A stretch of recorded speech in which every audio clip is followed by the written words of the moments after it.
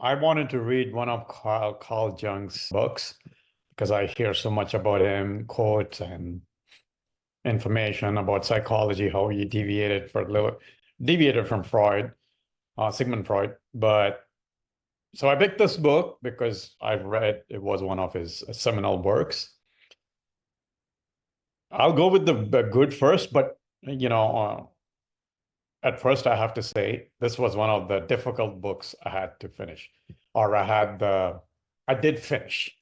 There were one or two books maybe when I started. I'm like, actually, there's only one book recently that I started and decided it wasn't worth reading at all. But this book was worth reading, I think, but very difficult to read because of the inferences Carl Jung makes in these books that really do not guess based on the current knowledge base and current information one has, if someone has studied deeply, coincides with it. But going with the first good part first. The great part about this book is Carl really dives into every religion, every mythology. So the psychology of the unconscious is about mythology and what is being written by the person or the humanity, but in each religion. So he dives into everything. So he goes into, the Egyptian Book of Dead or something like that, I believe, which is very, very old, obviously older than Christianity.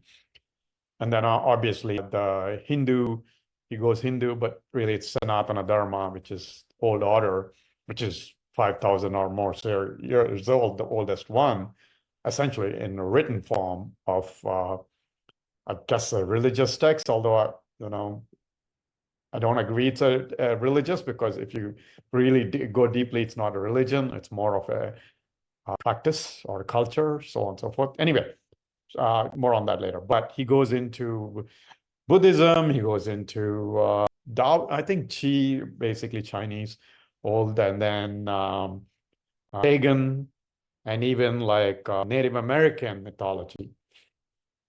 The beauty of that is what he does, although his inferences and what he brings out, which I totally disagree with, but the big fact is most of them have similar teachings or similar analogies or similar archetypes. So that's the beauty of it. So with that in mind, I'll get into his things that I'm like, Carl, what argument? Why are you so obsessed with this? But, based on where they were, this is early 1900s or so, where the science was, I understand how he went that route. His whole concept was, basic human needs, right? I believe is, food, shelter, sex, so on and so forth.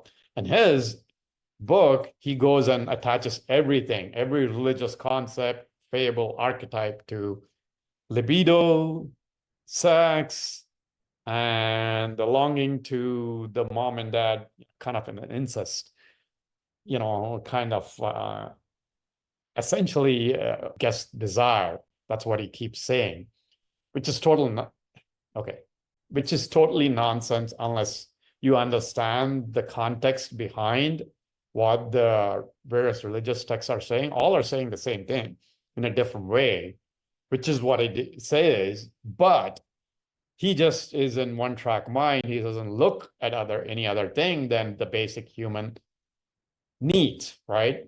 That's what I understood. I could be wrong because it was hard to read. So maybe I only understood 10, 15% max, maybe, after reading this book. But, the main factor is it is amazing from a different perspective, in the sense how he discovered similarities in every religion, which goes into a bigger point about, how people divide themselves of thinking, by religion or something, thinking every religion is saying something different. No, they're actually pointing to the same similar thing, right? That's what he's actually kind of saying. He's just equating it to libido and who they're longing for when they say, Mother Earth and all that stuff, right? So he kind of tries to equate something to a vagina, phallic symbol. Heck, he he says an arrow is a phallic symbol too. A tree is a phallic symbol. No, if you truly understand the old text and now what they mean, more studies being done. No, the tree is more of probably a nervous system and all that symbol. Anyway, we won't get into that, but snake, same thing. Snake was, God constantly goes into phallic symbol, but it's not, right? If you understand, go get into the religious studies and various books, it's not that. That's not what they're saying. So anyway, I personally wouldn't recommend reading this book, especially this version or whoever translated the Dover publications. Do not recommend that because some of the translation is not good. And also they leave like Greek words in there, expecting, I guess, English speaking guy to understand Greek letters and Greek words. I don't know why. So kind of a little bit of a bad, translation, I would say, not doing a full translation. But if you're just curious about, hey, in a psychological sense, what religions say and the archetypes and all that stuff, all kind of pointing to similar themes and similar, I guess, ideas, right? It might be worth reading from a non-religious point of view, essentially. So with that, Carl Jung, I don't know, man, maybe I have to read another book to get a better impression on him. So not that I'm an expert on, psychology or anything like that. It's just my opinion.